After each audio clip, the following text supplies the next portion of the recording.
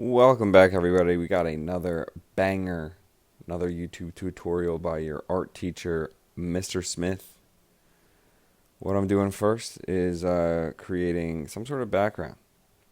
A lot of different ways we can create a background, but a pretty basic one that I think always looks really clean, looks really nice, is what's called a gradient. When it comes to laying down a gradient, you want to be working from light to dark, so normally you just start off with some white paint, add a little bit of any color at all for kind of that intermediate color.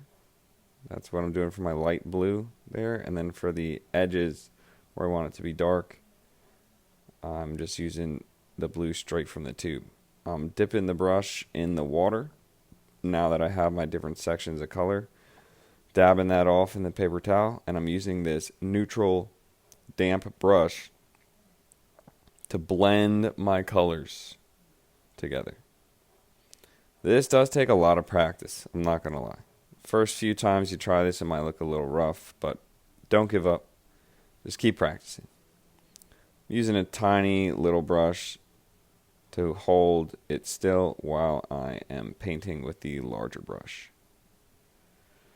Working from light to dark.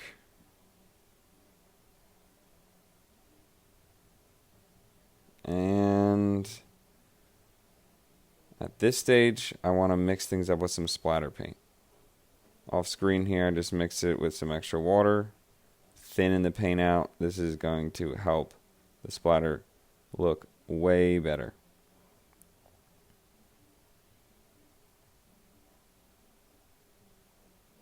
Now at this stage, I am making my drawing look as good as possible, using markers, colored pencils, outlining stuff, shading things with some darker versions of the main color, stuff like that.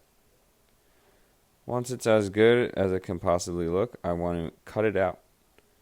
Mine's pretty detailed. I have this action scene with different figures, so I'm definitely using the X-Acto blade. Anytime you use the X-Acto blade, you need to put down a green cutting mat to help protect the tables. These tables in the art room, super expensive. If we don't put down a green cutting mat, we just end up gouging the expensive table. Please, please, please, please, please do not do that.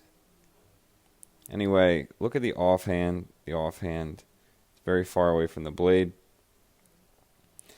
And I'm making sure it's never going to be in the path of the blade. The main thing with the X-Acto knife is go slow. These blades are very sharp. It's super easy to cut yourself.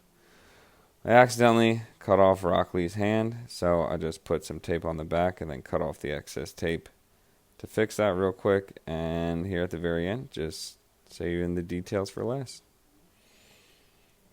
So I'm just seeing what this looks like in front of the background here. But my initial idea is to have this word bubble that shows up a lot in manga, comic books, where one character is kicking or punching the other, and it's like, pow, ka-chow, like that. So this is a nice time to use some dry brushing.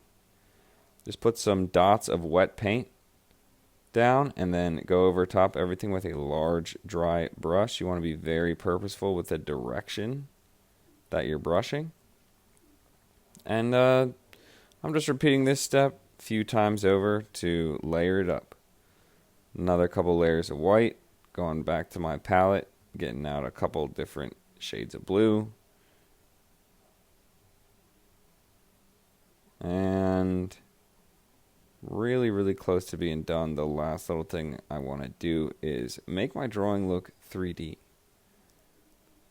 Pretty simple way of doing this that barely takes any extra time at all is by cutting up tiny pieces of cardboard. You want the pieces to be so small that they are skinnier than the drawing. That way they're hidden from sight when we're looking at the artwork. And I'm just adding some dots of Elmer's glue to glue it all together. Anyway, here we go. At the very end here, we have a nice finished product.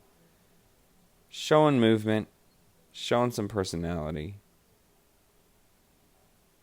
and using some new, different techniques.